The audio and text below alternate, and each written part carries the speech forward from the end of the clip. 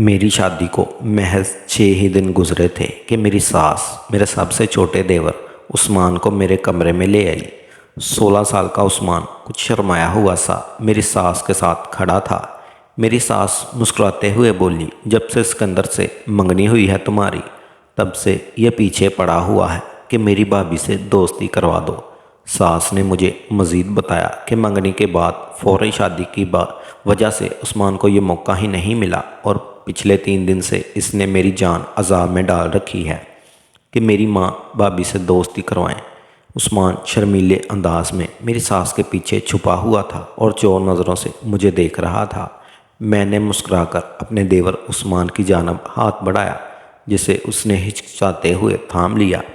میں نے کہا، تم لڑکے ہو، اتنے شرمیلے ہو، میں تمہاری بھابھی ہوں، بالکل تمہاری بڑی بہنوں جیسی، تم جب چاہو مجھ سے بات کر سکتے ہو۔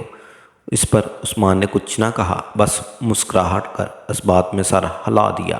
میں گھر میں سب سے بڑی بہو تھی۔ سکندر سے چھوٹی ان کی 2 بہنیں تھیں اور ان سے چھوٹا عثمان تھا۔ سکندر بہت محبت کرنے والا اور خیال رکھنے والا شوہر تھا اور میرے سسرال والے بھی مجھ سے بہت محبت رکھتے تھے۔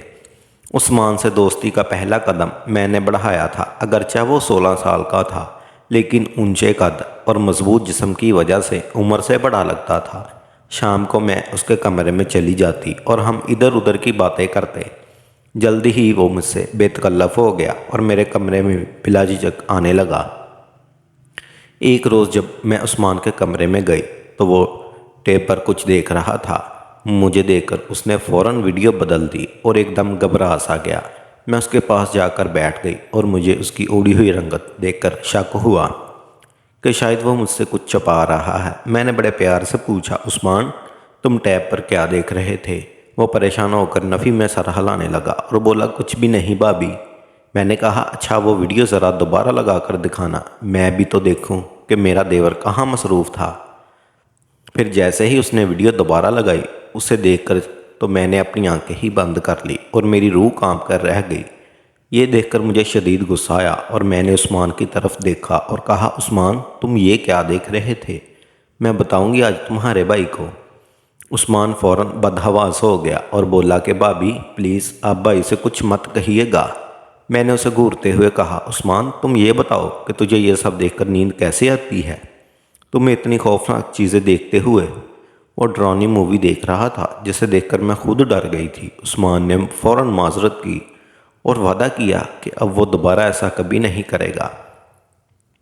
شروع میں میرا سسرال میری توقع کے عین مطابق لگا۔ میری نندیں بھی مجھ سے بہت محبت سے پیش آتی، جس کی وجہ سے میں خود خوش ہو نصیب محسوس کرنے لگی۔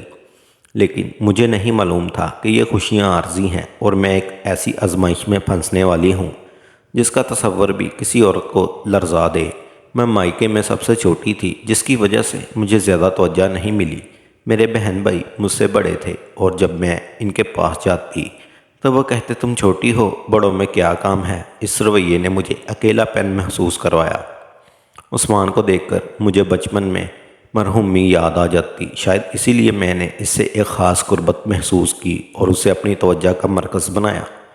میں اس کی پسند کا کھانا بناتی، اس کے چھوٹے موٹے کام کر دیتی اور اس کے ساتھ گیم کھیلتی تاکہ اسے اس طرح اکیلا پن محسوس نہ ہو۔ ایک دن جب میں اپنے شوہر سکندر کے آنے کے لیے تیار ہو رہی تھی، عثمان میرے کمرے میں آیا اور میرے میک اپ میں سے پنک لپسٹک اٹھا کر مجھے دیتے ہوئے کہا، بھابھی یہ لگائیں، یہ رنگ بہت اچھا لگتا ہے۔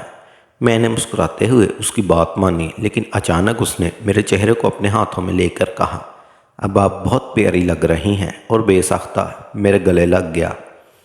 اس لمحے میں گھبرا گئی اور فوراً خود کو اس سے پیچھے کر لیا۔ پھر عثمان نے مجھے کہا، بھابھی میں تو آپ کو بڑی بہن سمجھ کر یہ سب کرتا ہوں، مگر آپ کو پتہ نہیں کیوں میرے ساتھ ایسا کرتی ہیں۔ برا لگا تو معذرت، یہ کہہ کر وہ کمرے سے باہر چلا گیا۔ اس کے بعد میں خود کو کوسنے لگی کہ تو نے اس بچے کے ساتھ غلط کیا۔ وہ معصوم تو تجھے بڑی بہن کا درجہ دیتا ہے، لیکن میری سوچ بری ہے، لہٰذا اس کی معصومیت دیکھ کر مجھے اپنی غلطی کا احساس ہونے لگا۔ لہٰذا پھر اگلے روز میں نے اس کے ساتھ پہلے کی طرح ہمدردانہ رویے سے پیش آئی، لیکن اب اس کو میرے اتنا قریب آنا، بے تکلفی سے مجھے چھونا اور بات کرتے ہوئے چہرے کے قریب آنا مجھے بے چین کرنے لگا تھا۔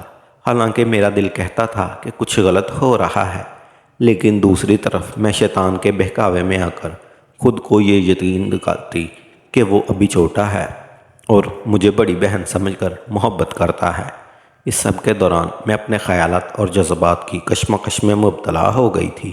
ظاہری طور پر میں دبلی پتلی سی لڑکی تھی اور عثمان میرے ساتھ کھڑے ہونے پر قد میں مجھ سے چند انچ ہی بڑا لگتا تھا۔ جب وہ اسکول سے واپس آتا تو میں اکثر کھانا بنانے میں مصروف ہوتی اور جیسے ہی وہ اندر آتا میرے ساتھ لگ جاتا، جس سے مجھے الجھن ہونے لگتی۔ گرمی میں روٹی بناتے ہوئے پسینے سے شرابور چولہے کے سامنے کھڑی ہوتی تو اسے پیچھے ہٹنے کو کہتی، عثمان مجھ سے ذرا دور رہا کرو، ابھی دیکھ نہیں رہے تھے کہ میں روٹی بنا رہی ہوں۔ میری یہ بات سن کر وہ پیچھے ہٹ جاتا اور کہتا، آپ ہر وقت اتنا کام کیوں کرتی ہیں؟ کبھی تو خود کو آرام کا موقع دیں۔ اس کے بعد بدلنے کا انداز بھی عجیب تھا، لیکن میں ہمیشہ یہی خواہش رکھتی تھی کہ گھر کے ہر فرد کے دل میں اپنا ایک مقام بناؤں۔ اس لیے میں ایسی باتوں پر غصہ کرنے کی بجائے مسکرا کر کہتی، جب تمہاری بیگم آئے گی نا تو پھر میں چھٹی کر لوں گی اور وہ سب کام کرے گی۔ میری یہ بات سن کر وہ جواب دیتا، مجھے تو بالکل آپ جیسی بیوی چاہیے، کیونکہ آپ مجھے بہت اچھی لگتی ہیں۔ یہ کہتے ہوئے وہ مجھے بڑی توجہ سے دیکھتا، آہستہ آہستہ میری طرف بڑھنے لگا۔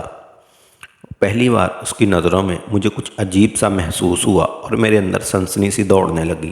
میں نے فوراً اپنا دوپٹہ ٹھیک کیا، کیونکہ اس کی نظریں اب مجھے بے چین کرنے لگی تھی۔ وہ میرے چہرے پر آئے پسینے کو اپنی ہتھیلی سے صاف کرنے لگ گیا اور میں گھبرا کر پیچھے ہٹ گئی اور شلف کے ساتھ لگ گئی۔ پھر وہ بولا، بھابی میرا دل چاہتا ہے کہ آپ کا ایک دن بھی نہ کام کریں، آپ رانی بن کر رہیں، کیونکہ آپ مجھے بہت پسند ہیں۔ اس کی یہ بات سن کر میری دھڑکن تیز ہو گئی۔ ایسی تعریف تو کبھی میرے شوہر سکندر بھی نہیں کی تھی۔ پھر اچانک اس کے چہرے کے تاثرات بدل گئے اور مجھے کہنے لگا، بھابی اب میری بہنوں سے بھی کچھ کام کروایا کریں، وہ بھی تو گھر کا کام سیکھیں۔ اس نے بات کا رخ بدل لیا اور میں نے بھی اسے سختی سے کہا، جاؤ یہاں سے اپنے کپڑے تبدیل کرو، میں کھانا لگا رہی ہوں۔ جب وہ کچن سے نکلا تو مجھے سکون کا سانس لینا نصیب ہوا۔ پھر اگلے کچھ دن میں نے ہر وقت عثمان سے کترانے کی کوشش کی، کیونکہ اس کی نظریں مجھے بے چین کرنے لگی تھی۔ ایک دن میں نے سکندر سے بات کی کہ دیکھو سکندر، عثمان اب بڑا ہو رہا ہے، اسے سمجھانے کی ضرورت ہے کہ گھر میں کس طرح کا رویہ اختیار کیا جائے۔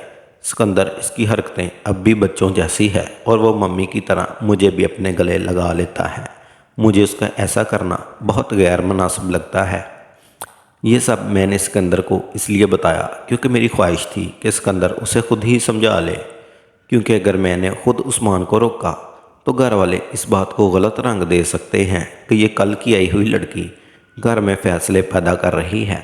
مگر بجائے میری باتوں کو سنجیدگی سے لینے کے، الٹا سکندر میری بات سن کر ہنس پڑے اور کہنے لگے، بیگم تم بھی نہ کیا باتیں کرتی ہو، وہ چھوٹا سا بچہ تمہیں ماں کی طرح سمجھ کر پیار کرتا ہے۔ سکندر نے اس بات کو ہنسی میں اڑا دیا اور میری یہ فکر وہیں کی وہیں رہ گئے۔ میں ایسی کشمکش میں تھی کہ یہ سب کس سے کہوں۔ ٹھیک ہے، عثمان مجھے بہن سمجھتا ہے اور میں اسے چھوٹا بھائی سمجھتی ہوں، مگر اس کی نظریں اور باتیں کافی عجیب ہوتی جا رہی ہیں۔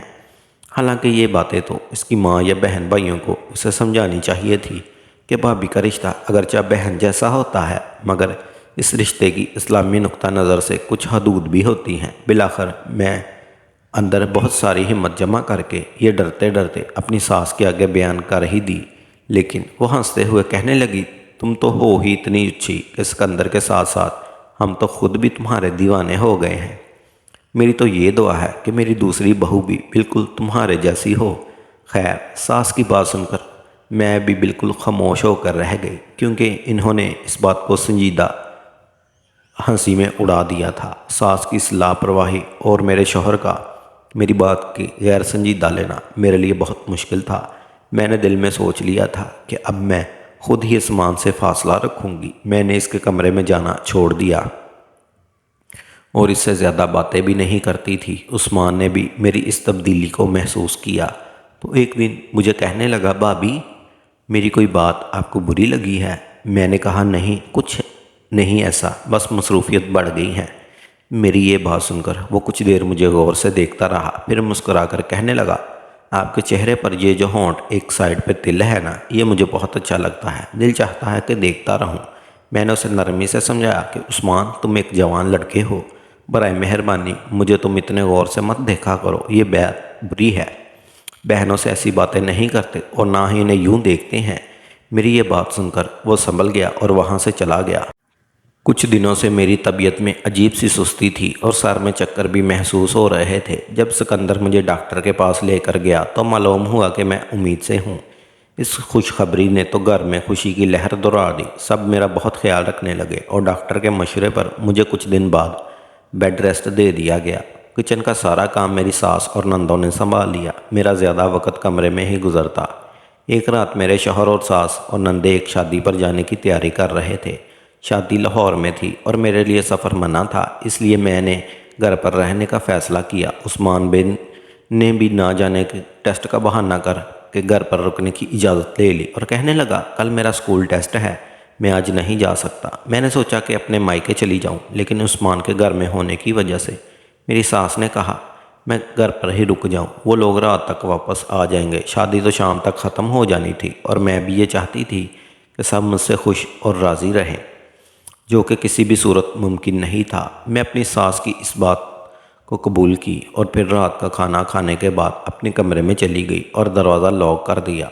دن بھر کی تھکن کی وجہ سے مجھے نیند جلدی آنے لگی تھی اور اسی دوران سکندر کی کال بھی آ گئی۔ سکندر نے بتایا کہ ہم لاہور سے نکلنے کی تیاری کر رہے تھے، لیکن اچانک کالے بادلوں اور طوفانی بارش کی وجہ سے سفر کرنا ناممکن سا ہو گیا۔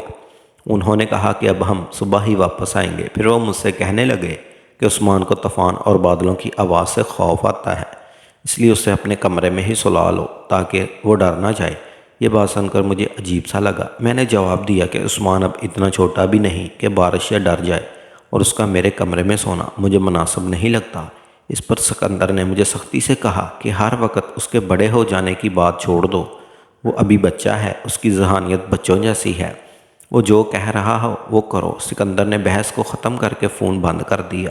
میں نے پھر بھی عثمان کو کمرے میں نہیں بلایا اور لائٹ بند کر کے سو گئی۔ رات کے کسی پہر بادلوں کی زور دور آواز سے میری آنکھ کھل گئی، جیسے بجلی گری ہو، ساتھ ہی لائٹ بھی چلی گئی۔ اسی لمحے میرے دروازے پر زور زور سے دستک ہوئی، جس سے میں ڈر کے مارے اچھل گئی۔ اندھیرے میں کچھ نظر نہیں آ رہا تھا۔ میں نے پوچھا کون ہے، تو عثمان کی آواز آئی، بھابھی جلدی دروازہ کھولے، مجھے ڈر لگ رہا ہے۔ اندھیرے میں بمشکل دروازے تک پہنچی۔ میری کمر میں درد ہو رہی تھی اور کچھ کمزوری بھی محسوس ہو رہی تھی۔ دروازہ کھولا تو عثمان ہاتھ میں ٹارچ لیے کھڑا تھا۔ اس کے چہرے کی ہوائیاں اڑی ہوئی تھیں۔ اس نے کہا وہ ڈرا ہوا ہے، اور چونکہ سکندر نے بھی اسے کمرے میں سلا لینے کا کہا تھا، میں نے اسے اندر آنے دیا۔ عثمان نے کمرے کا دروازہ بند کر کے لاک کیا اور کہا وہ خوف زدہ ہے۔ وہ جلدی سے میرے قریب آ کر مجھ سے لپٹ گیا، جیسے کوئی چھوٹا بچہ خوف میں اپنے بڑے سے تسلی چاہتا ہو۔ میں نے اسے تسلی دی کہ عثمان میں ہوں، سب ٹھیک ہے۔ آہستہ آہستہ اس کی گرفت مجھ پر مزید مضبوط ہونے لگی اور مجھے یوں لگا جیسے خوف کی بجائے اسے کچھ ہو گیا اور میرے قریب آ رہا تھا۔ اچانک اس کے ہاتھ میری کمر پر چلنے لگے، جس سے مجھے جھٹکا سا لگا۔ اس کی انگلیاں میری کمر پر چلنے سے میرے اندر بے چینی کی لہر توڑ گئی۔ میں نے فوراً اسے دھکیل کر خود سے دور کیا تو اچانک لائٹ بھی آ گئی اور بارش کا شور بھی تھک چکا تھا۔ عثمان کے چہرے کے تاثرات اب یکسر بدلے ہوئے تھے، جیسے وہ خوف زدہ نہیں بلکہ کسی اور جذبے سے مغلوب تھا۔ پھر میں نے اسے کہا عثمان پلیز جاؤ اب یہاں سے، اب ڈرنے کی کوئی بات نہیں، بارش بھی رک چکی ہے اور طوفان بھی تھم چکا ہے۔ لیکن وہ شیطانی مسکراہٹ چہرے پر سجائے کہنے لگا جو طوفان میرے اندر لگا ہوا ہے وہ کیسے تھمے گا؟ ایک بار اگر وہ تھم جائے تو میں چپ چاپ یہاں سے چلا جاؤں گا۔ میں اس کی باتیں سن کر حیرت میں ڈوب گئی۔ مجھے عثمان کسی بھی طرح 16 سال کا بچہ نہیں لگ رہا تھا۔ اس کی باتیں اور نظریں سب کچھ بچگانہ نہیں بلکہ مختلف اور معنی خیز تھی۔ جب وہ میرے قریب آنے کی کوشش کرنے لگا تو میں نے سختی سے کہا عثمان یہ تم کیا فضول قسم کی باتیں کر رہے ہو؟ تم ہوش میں تو ہو؟ میں نے تجھے کتنی بار سمجھایا ہے کہ بڑی بہنوں سے ایسی باتیں نہیں کرتے۔ میری بات سن کر وہ ہنسنے لگا اور بولا کون سی بہن؟ کیسی بہن؟ میری تو بس 2 ہی بہنیں ہیں، آپ کو تو میں پہلی ہی نظر میں پسند کرنے لگا تھا۔ آپ کے قریب آنے کی تو میں ہر وقت بہانے ڈھونڈتا تھا۔ میری جان، آپ کی قربت مجھے بہت اچھی لگتی تھی۔ اس کی باتیں میرے کانوں میں یوں پڑ رہی تھی جیسے کسی نے انگارے ڈال دیے ہوں۔ عثمان کی باتوں اور رویے کی اس وقت ایک ہوش زدہ مرد جیسی جھلک تھی۔ میں نے غصے میں کہا، شرم نہیں آتی تمہیں؟ کیا تم اپنی ماں جیسی بھابھی پر نظر رکھتے تھے؟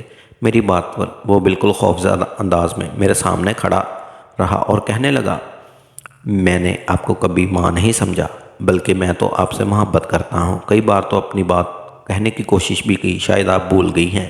اس کی یہ باتیں اور بے باک سن کر میرا دل مزید ڈوبنے لگا تھا۔ اتنے میں اس نے کمرے کی لائٹ بند کی اور مجھے بڑی زبردستی، بڑی مضبوطی سے دبوچ لیا۔ میں نے اسے خود سے دور کرنا چاہا، لیکن نہ جانے کہاں سے اس میں اتنی طاقت آ گئی اور مجھے اپنے آپ سے بے بس لگ رہا تھا۔ کچھ میری طبیعت بھی ٹھیک نہیں تھی۔ کمرے کی بتی بجھتے ہوتے میرے بھی اینٹ سے اینٹ بج گئی تھی۔ اس نے میرے منہ پر ہاتھ رکھ لیا اور میرا اس سے خود کو چھڑوانا اور احتجاج کرنا بھی میرے کسی کام نہ آیا۔ اس نے ساری رات بار بار مجھے اتنی شدت سے چوٹیں پہنچائی کہ نہ جانے وہ کب کا رکا ہوا تھا۔ وہ رات میرے لیے ایک جہنم بن کر آئی تھی۔ میں اس جہنم میں جل کر خاک ہو گئی تھی۔ اس جان لیوا شدتوں میں بہت بری طرح سے ٹوٹ کر بکھر چکی تھی۔ صبح جب میں اٹھی تو میرے پیٹ میں شدید درد تھا اور میں بے تحاشا رو رہی تھی۔ اتنے میں عثمان نے ایک بار پھر کمرے میں آ کر زبردستی مجھے بے جان اپنے حصار میں لیا اور پہلے سے بھی زیادہ برا حال کر دیا، اور میں اس بار اس کے سامنے ذرا سی بھی مزاحمت نہ کر پائی۔ اب میں سسکیاں لے کر بیڈ پر پڑی بے جان لاش بن کر روتی، اور عثمان بڑی ڈٹائی سے میرے سامنے بیٹھ کر کہنے لگا، دیکھو بھابی، اگر آپ نے کسی سے بھی اس بارے میں کچھ کہا تو انجام کی ذمہ دار آپ خود ہوں گی۔ جبکہ عثمان کی گھناؤنی حرکت کے بعد میرے دل میں اس کے لیے اتنی نفرت بھر گئی تھی کہ مجھے اب اس کی شکل تک دیکھنا گوارا نہیں تھی۔ اس دوران ایک طرف میرے جسم میں درد تھا، دوسری طرف میری روح زخمی ہو چکی تھی۔ میں نے غصے میں عثمان کو کہا کہ وہ فوراً میری نظروں سے دور ہو جائے، اور کہا کہ اب میں تمہاری ہر حرکت سکندر، اس کی ماں اور بہن کو بتاؤں گی جو اسے بچہ سمجھتے ہیں۔ مگر عثمان بالکل نہیں گھبرایا، کہنے لگا، آپ اپنا یہ شوق بھی پورا کر لیجیے گا، مگر آپ لوگوں کو ہی جھوٹا سمجھیں گے۔ اس گھر کا بیٹا میں ہوں، مجھ پر کوئی شک نہیں کرے گا۔ اگر آپ اپنا گھر بچانا چاہتی ہیں تو زبان بند رکھیے گا۔ اس کے الفاظ میرے دل کاٹے ہوئے محسوس ہوئے۔ عثمان کے جانے کے بعد میں پھوٹ پھوٹ کر رو دی۔ دل چاہ رہا تھا کہ کچن سے چاقو لے کر اس کی بدنیت انسان سے بدلہ لے لوں جس نے رشتے کا تقدس پامال کر دیا۔ اتنے میں باہر کے دروازے کی گھنٹی بجی اور میں اپنے خوف اور غصے کے باوجود دروازہ کھولنے چلی گئی۔ سکندر، میری ساس اور نند دروازے پر کھڑے تھے۔ میں فوراً سکندر کے پاس جا کر پھوٹ پھوٹ کر رونے لگی۔ اس وقت بھی میرے پیٹ میں شدید درد تھا اور مجھے چکر آنے لگے۔ سکندر اور سب گھر والے پریشان ہو گئے اور بالآخر میں ہوش و حواس کھو بیٹھی، اور پھر جب ہسپتال پہنچ کر میری آنکھیں کھلی تو سکندر میرے پاس بیٹھے تھے اور میری ساس سرہانے بیٹھی تھی۔ اتنے میں ساس نے کہا، جب میں نے تمہیں آرام کرنے کو کہا تھا تو تم کیوں سارے گھر کا کام کر رہی تھی؟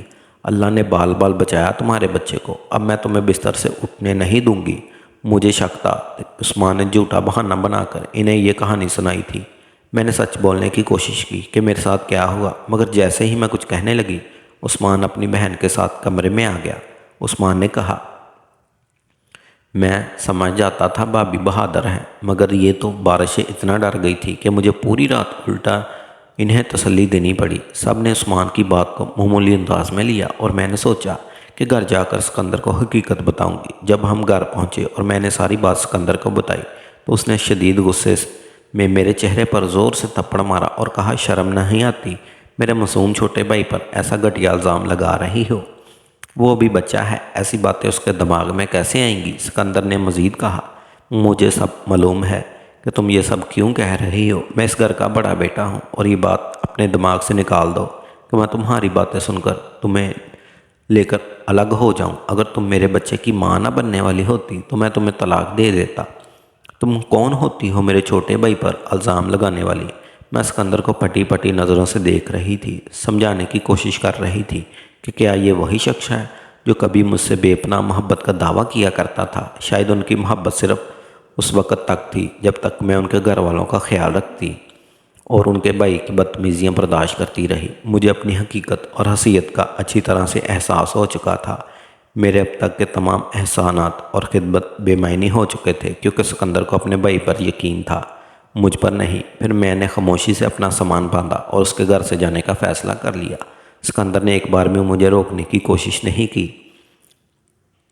میری ساس ان تمام باتوں سے باخبر تھی اور مجھے بیگ اٹھائے دے کر حیرانی سے پوچھنے لگی، کہاں جا رہی ہو بہو؟ میں نے کوئی جواب نہیں دیا۔